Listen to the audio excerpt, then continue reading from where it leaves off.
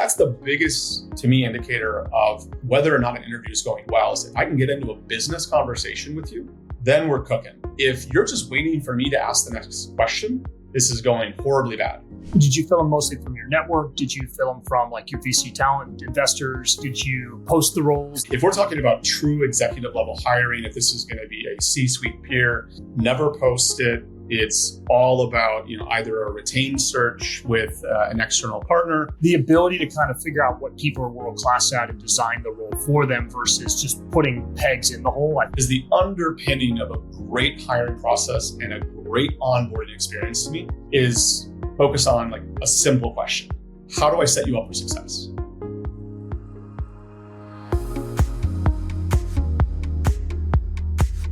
Welcome to How I Hire, the podcast where we talk with senior go-to-market leaders about how they find, vet, attract, and grow new talent. Today, I'm joined by Mike Weir.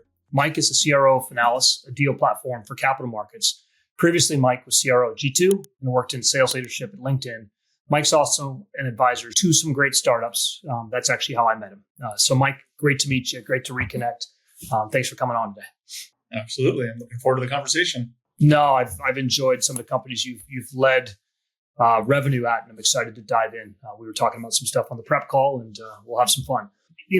Maybe as you stepped into Finalis, which is smaller scale than some of the ones you've been at before, I'm curious like how you assessed the leadership team and kind of the holes that there were, and how you built out the leadership team underneath you. Yeah, I think it's really interesting actually. So Finalis is an amazing company, but definitely much earlier stage than where I've been in my past. And so I actually spent a good amount of time with some peers who had come from earlier stage companies to help me in my assessment and help me plan for the transition. Because get my hands dirty, be in the execution mode with the team, like that wasn't a concern. I've always been that way in the way I operate and am there for my team, but obviously trying to make sure I'm not overdoing it. I'm not too much in the weeds, but at an early stage company like this, you got to be in the weeds. You got to be helping out. And so evaluating, where we were at was a foundational first task for me, even before accepting to come to Finalis. That was one of the great conversations that Federico, the founder of Finalis, and I had was just the vision for the company, what the existing leadership team was structured like, what their core capabilities were, where he was looking to be adding talent in the future based on that vision, and really kind of beating that vision up, talking through what the structure of the team looked like, what alternative futures could look like as we had success or didn't have success, proving things out in the go-to-market motion. As an example, we had a vision of building relationships with capital seekers, aka CEOs of companies that wanted to do capital raising, that wanted to sell their business. And that was a part of the early hypothesis that Fed and I had talked about, and I was going to hire around a partnerships org for it. But we started doing early testing and realized no, actually, the better starting point is going to the end of the deal lifecycle where our bankers are looking for investors, they're looking for buyers, and they want to bring a more competitive process to the table. So we actually pivoted and ended up changing the hiring plans, changing the profile of who we wanted in that leadership role to look at building out a whole capital markets function for us that was going to, think and operate like our own kind of internal investment banking team, and was able to get out there and build relationships with venture capital, private equity, family offices, and other places. And so I think the big learning for me was you start with a blueprint of what the vision tells you need to do for how to structure the executive team, how to structure the senior leadership team. You're understanding what you want each of those roles to accomplish, but you're going to make changes. And you've got to be very open and very quick to adapt when the business and the market are telling you that you have, it's not working, or you have a better opportunity to take advantage of. I love that. You touched on something I haven't touched on with any other guests, which is how do you get empowered as a senior leader to be able to be successful in hiring, right? And it's not like the plan gets baked for 2025 and you go execute on that. The plan is constantly changing. So I think that's really neat to hear how, as you were picking the company, as you were joining the leadership, it's who you work for as a senior leader that you feel empowered enough to make those changes. That's neat. What was the first senior role you felt like you needed when you joined the company? And how did you identify that? And maybe we don't have to get into specifics, or we can, but how did you fill that role? Yeah, I think for me, it was pretty obvious because we were really early stage. So my frontline leadership team was not built out. So one of the very first leadership hires I brought in was a head of revenue operations. And then it was a fast follow to be, as quickly as I could to find the right person, head of marketing. Yep. And so I think in both instances, we have what most earlier stage companies have is we had amazing individual contributors who were getting all the tasks done. But obviously, the immediate feedback was like, I need some more coaching. I need some more help. I need to get ahead of what's going on. We need to have a better plan.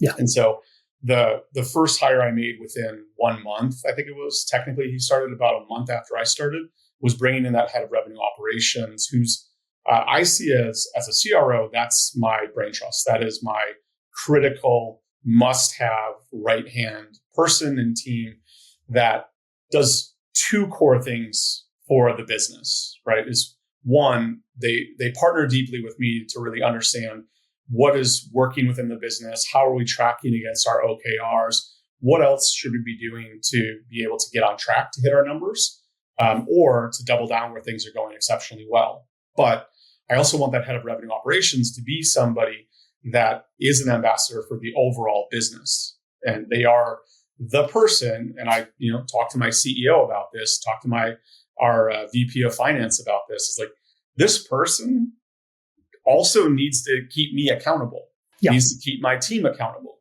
And so that's why I wanted, their very strong opinions of whether or not they thought that the head of revenue operations that we were about to extend an offer for, it's like, do you think this person can command the room, can earn your trust, can be somebody you will look to say, no, I'm not just taking Weir's word for it. You agree with this plan, you agree these other objectives, you agree that the fundamentals of the business will support us reaching these outcomes by the end of the year. And the CEO and VP of finance, they were nodding and saying, yeah, we think this person can get there. So that was the first hire. I love that in so many ways. As a former RevOps leader, my last two unicorns have been exactly that. New COO, CRO comes on in, and within 2 to 3 months. I think it's interesting, right? Because oftentimes companies will grow up with people where they maybe haven't done it before and they've learned, and then you jump over that to be able to find those people that can. How did you said you closed this person in a month? Was this somebody within your network, or did you have to go out and search for it, or were you kind of quietly looking as you were starting your role? Normally, I find it's the 3 to 4 months after a CRO joins, this VP of RevOps gets hired. Hopefully, they don't kick the existing team out and they build on. They bring additional capabilities on top.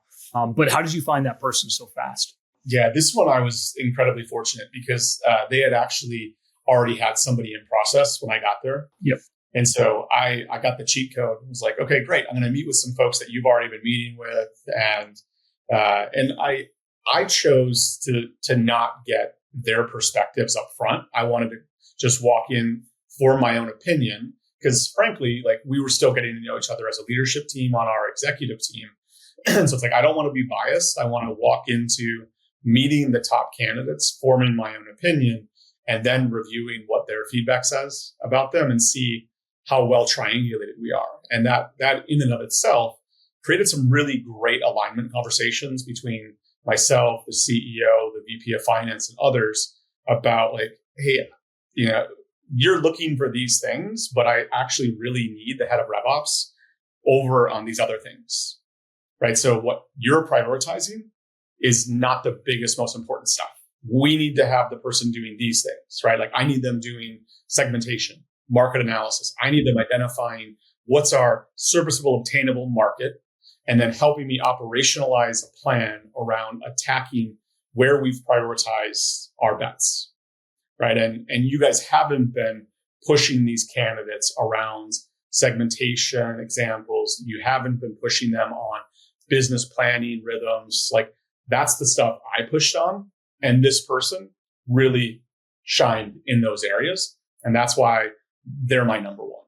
It's a fascinating pattern, right? Like, as an executive interviewing, when a new CRO comes in, the whole process changes. At the same time, they get to work for somebody much more experienced than you, that you've seen at other places before and can bring that. So I'm almost imagining the RevOps people that were in that process when they're like, hello, welcome to our new CRO. They're like, oh my God, the whole process has changed, how they're evaluating has changed, but they get a much higher quality person to work with as well too. So it's just a fun dynamic that I think a lot of people deal with. It's like, I'm in process, but oops, I'm now interviewing with somebody different than I interviewed with before. So that's a neat one to hear about.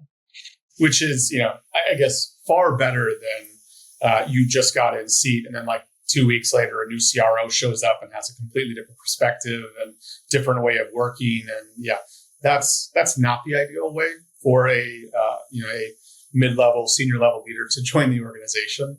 So I was glad that we were able to sequence things where I was able to join, and then I just spent my time rounding out my leadership team: head of revenue operations, head of marketing, head of customer success.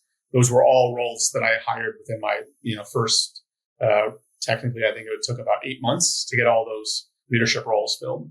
Did you fill them mostly from your network? Did you fill them from like your VC talent investors? Did you post the roles? How do you go about that? And you've probably dealt with it at bigger companies too, where you post one of those roles and you get 1,000 or 2,000 applicants. Yeah. How did you approach that, or how do you approach it? Yeah, I think I approach it in different ways. So if we're talking about true executive level hiring, if this is going to be a C-suite peer, never post it. It's all about, either a retained search with an external partner, or, maybe for a short period of time, you're tapping into the friends and family. It's like, hey, we're going to go to each one of our venture capital investors. If that's where our investor pool is from, we're going to go to all of the folks within our own networks. But I think you only do a short period of time to see if, like, hey, do we already know the right person? But these are critical roles that can take a really long time to fill, to put somebody into a C-suite type role. So don't wait too long before you get expert help to really build out a very robust pool of candidates. For, kind of call it head of, which usually equates to roughly a kind of a senior director-ish title, the VP level, we do post those. I do find that we get some great surprise candidates. Heck, I just brought in a new VP of member experience, and she's phenomenal. Was not in my network. Yes, I did have some shared connections with her, and sure, I back-channeled a little bit to get perspectives from those folks in addition to the references that she had directly provided. But I think that it's great when you can expand, and especially when you're looking for culture add, when you're looking for additive talent. And this is, classically drilled into me through my, training and growing up as a leader at LinkedIn. Is like, hey, your network is often populated by people that look and have similar experiences to you. So if you want to get outside of that, if you want to hire different profiles, if you want wholly new experiences, like, you got to get outside of your network at some point. And so I like the idea of you post it and you do the kind of private searching through your networks, through your investors, through your advisors, and get a very well-rounded set of candidates to be able to consider. I like it. That's about the line. By the way, I had a great surprise candidate off the street for my director of SOPs role at Carta. It was you can get surprised and you can meet people you never would have met otherwise. I agree. You drew the line about where I draw it. It's like at the head of / VP is about where you draw it. You also sound like you felt very passionate about you don't post above that line. Why do you think that? I tend to draw it about the same place, but why do you think that? Yeah, I think there's so much time and effort that should go into planning for what the next set of skills and experiences need to be for your CRO, your chief product officer, whomever it may be. That it is so custom to your environment, your company, your stage, and what you need next. Yes. That I found that it's just kind of a waste of time to publicly post it for two key reasons. Is oftentimes you're not going to disclose that publicly of what you're specifically looking for. Obviously, if you have competition, then they can search and be like, "Ooh, they're looking to go in, these couple of directions. I should be thinking about that too." So there's competitive reasons you don't want to post some of this stuff. Yeah, agreed. Thus, you can't, give enough information to help kind of winnow down a candidate pool. And that leads to the other thing is like I've just seen too many applications that are wildly unqualified. Yep. Or have the core criteria like, have you been a CRO before? Yes. Oh, okay, great. But have you been a CRO in these type of instances? Have you lived through these situations? Have you done what we're going to need you to do? Because the underpinning of a great hiring process and a great onboarding experience to me is focus on like a simple question. How do I set you up for success? Yes. That is the simplest question, the best barometer of like, if I can do a really good job discerning what the old job description said versus what the job description needs to say and has a vision for what is this role, what is this function going to have to do in a year, 2 years, 3 years, I got to future-proof it right now in who I'm hiring to have new skills, knowledge, experiences, all that stuff to cover what the role needs to be accomplishing 2-3 years from now. So that I don't hire somebody who's going to kind of outkick their coverage and 2 years from now, I'm like, geez, I got to get somebody new again. Like that's not a great way to build a strong senior leadership team, is to like perpetually be hiring a new CRO, new CMO every 2 years. And so I want to build out that great job description. I want to purposely recruit executive talent that has what I believe is going to set them up for success. Now, I love getting into business level conversations in the interview processes to have my ideas challenged, to have our thinking challenged, to push on our vision, and have somebody really shine who comes through the interview process to say like, okay, one, this is great. Like you're already getting it. You're already challenging it. You're already giving new ideas. I'm not looking for perfection in your ideas because you don't know the inner workings of Finalis, where I'm at right now. You don't know this market as well as we know this market in some instances, right? And so, like, I know you're going to throw some stuff out there that is not going to sound right and probably isn't right in some cases, but I'm not holding it against you. What I want is prove to me that you can think, adapt, and be incredibly resilient in how you would help us, build this organization into the potential that we know it has. And so I feel like there's too much wasted time if you're not cultivating a very specific pool of, proven executives that have the right experience types to fit the need of the business that you're sitting in for that hire. So well said. Two thoughts. One is, I think I teach a lot of execs that we have within Whisper to have the discipline not to chase after every role, but know what you're great at and be good there. I think the other point I would make that I've observed a couple times and been done to me is you're actually building the role and the org structure around the candidate in some cases, right? Like when I joined Carta, they were like, great, here's what the org looks like today. What's missing? What do we need? And we started to piece it together. And I think for those senior level candidates, the role may not be what you post. It may be something where you find somebody that's got like, wow, you've got this amazing superpower. Let's go figure out like, is the role currently well designed for you?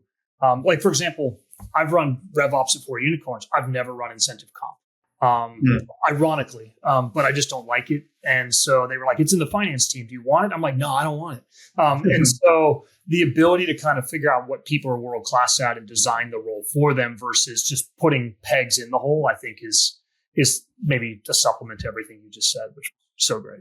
Yeah, and I think they're a great example from roughly 7 months ago. I was speaking to the CEO and founder of a very hyper growth company. And one of the interesting things that led to he and I having the conversation was he was going out there to hire a new chief sales officer. And I was just like, okay, why chief sales officer? Why not? Why isn't this labeled as a CRO? it was probably the most thoughtful. I won't get into all the details. It was probably the most thoughtful response that I've gotten about the intentionality of, well, we had a CRO, we're going to a CSO, and here's all the reasons why. And ultimately, it was really about focus and what needed to be perfected over the next 2 to 3 years as they were going to go from, pacing towards 100 million in ARR towards 300 million in the coming years, and saying, I need somebody who is just laser focused on the acquisition engine and perfecting that. And so I don't want the distractions of a full CRO scope. I want somebody that just is really great and passionate about this particular scope. But I see them as a C-level rather than a absolutely VP level hire. But they need to report to me. I need visibility to this. I need to make sure I have somebody that's seasoned enough, who has been through it, who can build the strategy, who can build the vision, who can be a complement to our long-term, 3-year, 5-year plans. But I don't want them distracted by customers. I don't want them distracted by partnerships. And so I'm pushing those into other parts of the organization to be owned. And maybe in 3-5 years, we'll bring it all together again. But for what we need right now, this is what we're doing. I'm like, I love the fact that you are explicit and you can explain it. Because you know what? The best candidates you have out there are going to push you on that point. Yeah. If nobody's challenging, why isn't this the full scope CRO role? Then you should question whether or not they're ready for it. Hey, honestly, there are a lot of CEOs. This is a CEO or a CRO?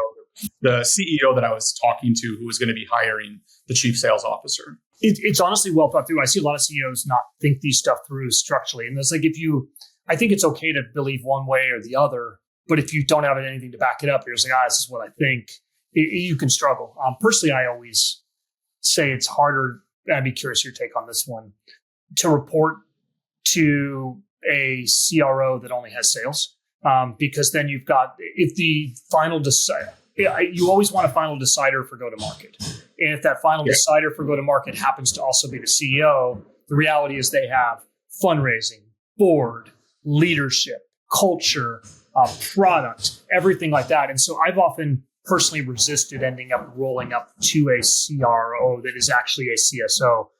It sounds like your role here is a full CRO in my sense, but I'd be curious, just stepping back, not just at this company, but generally, how would you advise a senior go-to-market leader, whether that's a head of marketing or whatever it is, to pick between working for a CEO that's deciding between marketing and sales versus a CEO that's delegated that decider responsibility?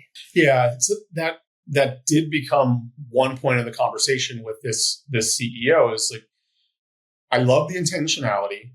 I completely get it. This is going to put you at the intersection of detail level planning.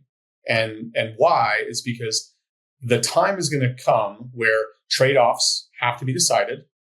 And if you have a full stack CRO, they're the one that makes that decision on your behalf. Yeah. Right? Am I hiring more CSMs? Am I hiring more BDRs? Am I hiring more AEs, AMs? They're the ones that's looking across the whole customer life cycle. They're the one that's doing the long-term planning of how many new logos are we expecting to bring in? What's the burden that's going to create in the onboarding?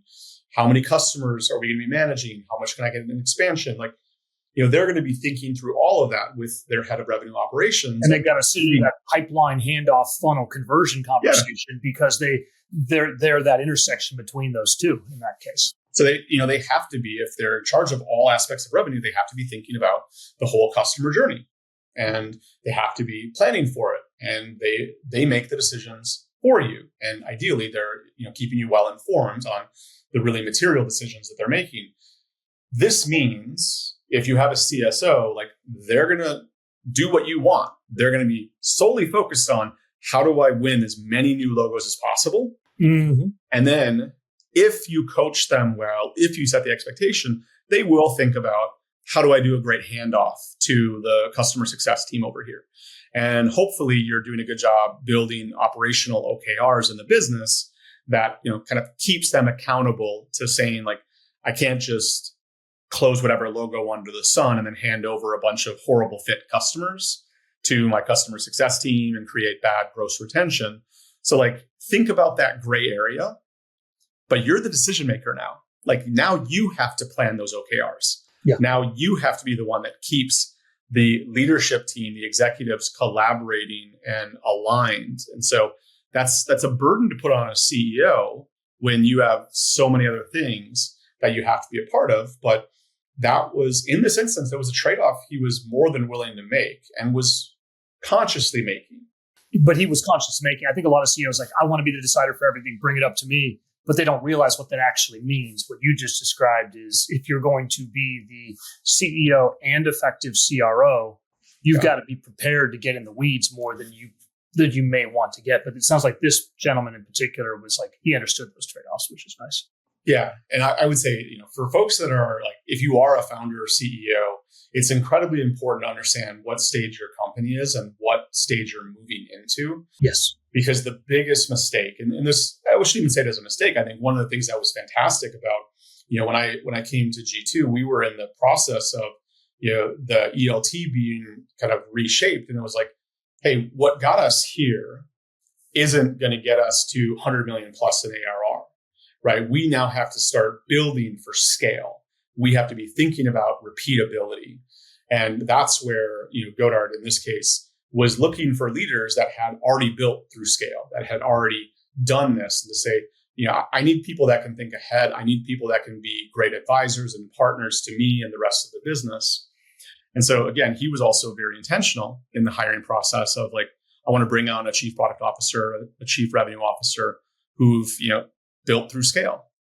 And we're gonna look at how do we create operational process, rigor, metrics that allow us to go from, what we did in my time at G2 was, just under 1,500 customers around the world to over 3,500 customers around the world. And like, that's a lot of new logos to find, convince, onboard, and retain over time.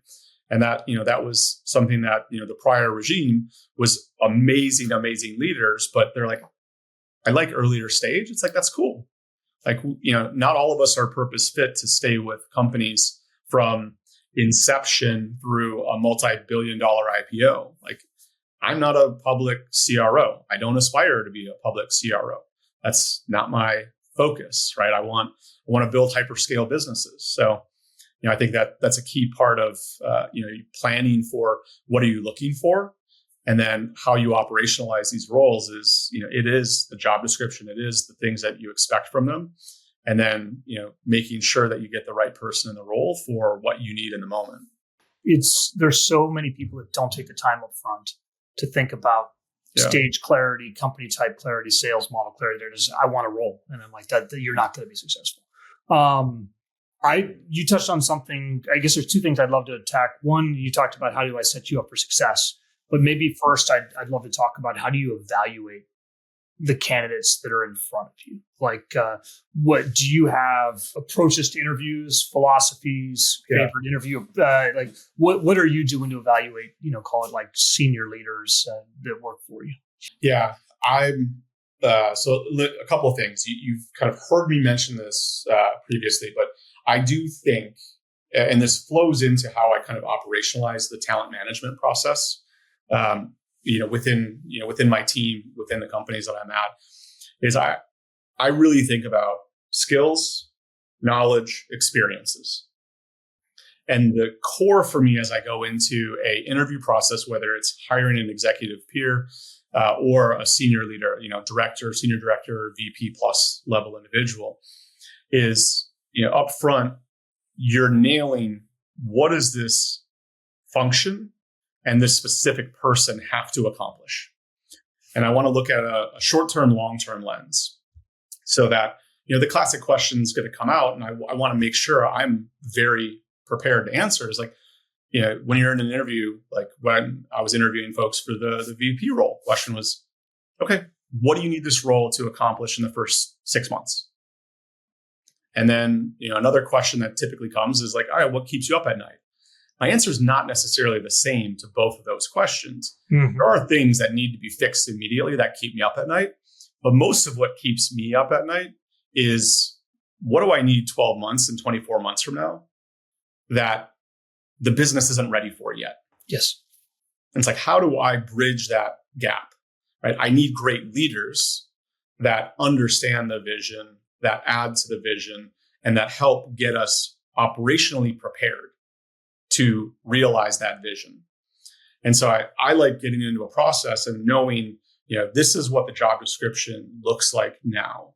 Mm-hmm. Now I want to see, what are the skills, what's the knowledge, what's the experiences that I'm explicitly looking for to know if this candidate has a chance of being set up for success. And then once I'm in that conversation, I structure the interviews to make sure that, each person that's in the process, they know, like, what's the core insight that I'm looking for you to probe on. And then, of course, like, because you're in the conversation, you have your own things that you want to, learn and test on, because you're going to be partnering with this role in most cases. It's like, make sure to get this insight for me. Mm-hmm. And then let me know what else you're going to be probing on that's really important to you. Because that gives me another signal of like, hey, what is the product team thinking about for my new head of sales? What is the customer success team thinking about? What's the head of marketing thinking about? And it helps me to triangulate and understand, what are some things that I didn't scope well in the job description? What are things that I'm not thinking about well enough in the hiring process that, folks that are going to be critical internal partners have like at the top of their list, and it was not on my radar at all. I think a lot of hiring managers, unfortunately, just say, great, here's the job eval. Here's what I need you to evaluate. I like how you're doing it, which is, no, what do you care about in this role? You may learn something in that process. You may be like, wait, before we start the interview process, I need to recalibrate with you on what I actually mean for this role. So I think there's a lot in that, in the way you frame that. One of the questions I always love to ask if I'm not hiring manager is, in your own words, describe the role you're interviewing for. I'd say 75 to 80% of people take themselves out of the process right there because they can't articulate what the role is. And then, to your point, take the opportunity to be, and here's where I think it could go as well too. Yeah, I think inherent in part of your thought there is, I want to see that people actually did their homework. I'm not expecting you to have committed a whole week of research. Like, if you're interviewing for this, most likely you've got a good day job right now. So I have tempered expectations about how much time you can put into it.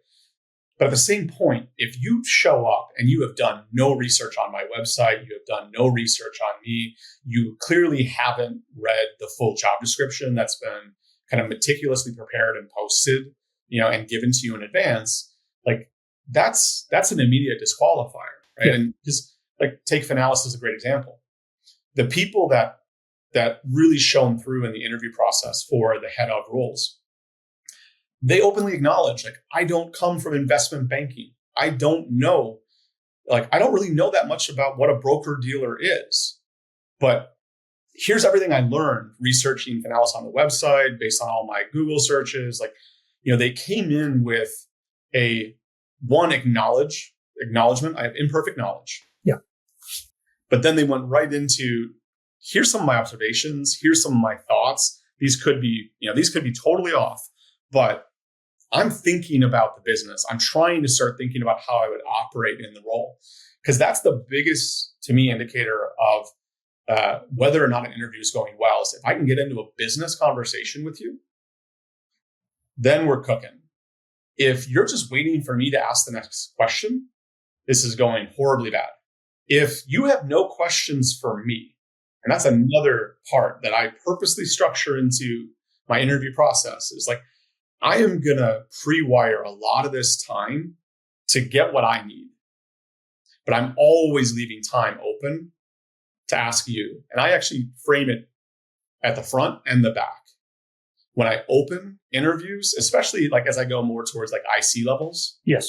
But like ICs and middle management, I'm going to ask them right up front. I want to make sure you have the right context. So you've already had these conversations with my recruiter, maybe with some of the people on my leadership team. You've been researching us, wink, wink. Hopefully you can say that. Like, But yeah, if you haven't, then you're out. I'm already going to be putting my feedback in. No, but it's like, what context can I give you? Like, what questions can I answer about the company, about the team, about the role itself? Like, give me those questions up front before I jump into a bunch of specific questions so that you have the right context to give me the right examples, to give me the right, case of why you're the perfect person for this job. And so I give that opportunity up front, and then I re-ask it again at the end. But differently, it's like, hey, what other questions do you have for me? The thing that I absolutely despise is when it's just like, oh no, I've asked everybody else questions. I'm 110% with you. We've got like 2 playbooks all about this. One of my favorite ways I always coach execs is I go even further, which is when I'm interviewing with you, I always say, hey, Mike, I'm really looking forward to it. I got a bunch of questions, but I'm excited. Why don't we start with yours? Most interviewers are so A, lazy, or B, they want to hear that. And they're like, no, why don't you start? And so then I own the interview from there forward, right? Like because I'm not going in to be interviewed. I'm going in to interview you. And that's a very different mentality that I think I try to get people to bring into it, right? You're not to sit back there and wait for the interviewer to do it. You can take control of that process if you are proactive and interested. And that's the type of employee you want, right? It's the one that's going to be bringing you insights or ideas or, Mike, have you thought about this? Or have you done this? Or how are we looking at this? Yeah, especially as you get into more senior leadership roles. It is all about proactive. It is about, having a strategy, having a vision. So if you're not asking questions, if you're not trying to understand, if you're not bringing some thoughts to the table, then, those are indicators of like, you're just waiting to be told what to do. That's not what makes a great senior leader. Now, I will say, just to important caveat is, you got to be really careful to create a balance. Like, you don't know the personality and the style of the person you're interviewing with. So I like the way you phrase it, which is like, I have a bunch of questions for you. We can start with yours. Like, you got to give them the option. And then as the conversation's going, give a couple of pauses to be like, hey, I really appreciated the conversation, you answering my questions and the dialogue. Do you want to go to any of your questions? Yes. You can't steamroll the interviewer yourself. That would be bad idea. That's been the pitfall that I've seen where, it's been like the first half, I'm like, oh, this is great. Like, this person's done a bunch of research. They got some great questions. We're really into it. And then we're like 3/4 of the way through. And I'm like, I haven't got to ask any of the questions yet that I need to ask. And then my opinion starts circulating in my brain. I'm like, yeah, maybe this person's a little long-winded. Maybe they're a little bit too focused on their own ideas. Maybe they're not open to, feedback. And so I start building some assumptions. And so in some cases, I've had to kind of cut people off and be like, really appreciate all these questions. Got to make sure I get through 3 on my own. That's also the EQ, right? To be able to be like, yeah, it's not all about my questions. It's also about the person interviewing me. I got to make sure I give enough space for them. Yeah. But your approach, I mean, to me, that's how you stand out in an interview. And we actually have that as one of the things in our interviewing process is like, we're looking for how good were their questions. I love that. Kind of in the last couple minutes, maybe let's just talk about how do you make somebody successful? I think that you were passionate about that. I am as well too. What are your tricks, tactics, approaches to that once you've hired them? Yeah, I want to make sure I spend, a good amount of time one-on-one with the individual. So that's obvious and yet still really important to reinforce. I think it's hard, right? Because especially if you're a C-level individual and your time and attention is getting pulled in so many different directions, you just have to be incredibly intentional to protect the time. Yeah, and make sure that you're mapping it out. What I've done in my past lives is I'll build an onboarding spreadsheet and pre-map out as much of the first 3 weeks of meetings as possible for the individual. Yep. And, that means a series of meetings with me where it's, hey, you're meeting with me as CRO about X, Y, and Z topic. And then meeting number 2 with me again about, A, B, and C topic. Right. And then I'm mapping it out of like, hey, these are your peer leadership, one-on-ones, getting to know you. Like, this is really just about like, how is their team structured? How is the collaboration between the teams right now? And then the second meeting you should have with that peer leader is like, dig in on this specific project, which you're going to have to know about, you're going to have opinions on, you're going to be asked to make decisions on, within your first month. And so I want to map a lot of that out to show them like, here's who to meet, here's when to meet them, here's roughly how long you should spend with them, and this is what you should be talking about. Yes. And it's just like, you're going to get a ton of other intros along the way, but I want to make sure to really meticulously map out that onboarding process to ensure you're getting in front of the right people about the right things in your first 2 to 3 weeks, because that's just critical time for foundational knowledge. I couldn't agree more. It's one boss I had. He's like, I meet with you every day for half an hour at the end of the day. I'd use the same process on other folks as well too, which is similar to the questions. Like, it's your time. What do you have? What are you seeing? What are you observing? What questions do you have? And then I find from there, I can fill in context that I might not have otherwise had. If you can get folks, like especially leaders, if you can get them some quick wins, aim for that as well as part of the onboarding process. Mm-hmm. If you can help avoid some of the really sticky situations, like it happens. It always happens. I don't like having somebody inherit a really bad situation. So in many instances, I'm going to try to at least have us on a path to resolving something before the individual starts. Yep. Versus being like, all right, well, by the way, here's the 3 grenades. I need you to kind of figure out where they can go. Like, if there's a talent issue, I want to already have some stuff in motion on that. If there's, a major project, I want to have like an interim person there so that they're not immediately, the executive sponsor that has to start jumping into meetings and everybody's going to look to them and say, what's the decision? Right. And so just think about those, quick wins you can create, and think about, how can I help create a better situation for them to step into? I love it. I at some job recently, I was joining and they were like, yeah, this person's not very good. You'll figure it out. I said, well, if you've already made the decision, do you really want me spending 3 more months remaking that decision?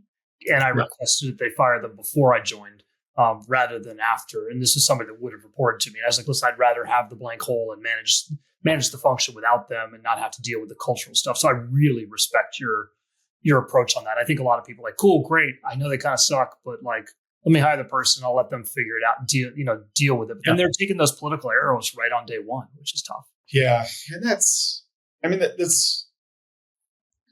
it happens all the time. Yeah. It doesn't feel good. I've almost every single time I've walked into a situation where, you're like, ooh, you just made that decision. I would not have made that decision. And that really, that's very unfortunate. So, maybe tack this onto the advice of like what to do in your interview process. And we did this in recent hires. I like doing technical assessments, right? Like case studies as a key part of that final conversation to really know, like, does this person have what it takes? Can they do this job and lead this team really well? I want to put real scenarios in front of them of stuff that we're struggling through, decisions that have to be made. And again, imperfect knowledge. So I'm not looking for you to, have the perfect idea that I can execute tomorrow. It's more about, how are you thinking about it? How, what questions are you asking? Who would you engage with? How would you make the decisions? So that I can, make sure you're going to do a great job once you're in the role and you actually have to solve these things. Right. And so the worst thing that happens, which I try to avoid, is like if there's a known issue or if I have to make a critical decision before you hire and I'm going to offer with you, I'm going to let you know about it. Absolutely, yes. And if you really disagree, I'm open to debating that, and it will not change my opinion. It will probably only strengthen my opinion that you're the right person for this job. I haven't yet have it happen where I'm just like, wow, really hated the way the person pushed on me on this, so I'm not going to hire them now. Never has happened, probably will never happen. But more times it has actually led to a slightly different approach to what we were planning to do before they started. Because I've inherited promotions of people where I'm like, this person is not ready for what I expect of this job. Yes. And I don't have 3 years to get them ready. I need them functioning at this level like today. This was amazing. We could run for another hour on this stuff. I realize we are at time, but I thank you so much for doing this one. I had an amazing time, Mike. I've got notes galore and excited to re-listen to it shortly. Yeah, absolutely. Thank you for a great conversation. Looking forward to watching more episodes and getting feedback on our chat. Awesome.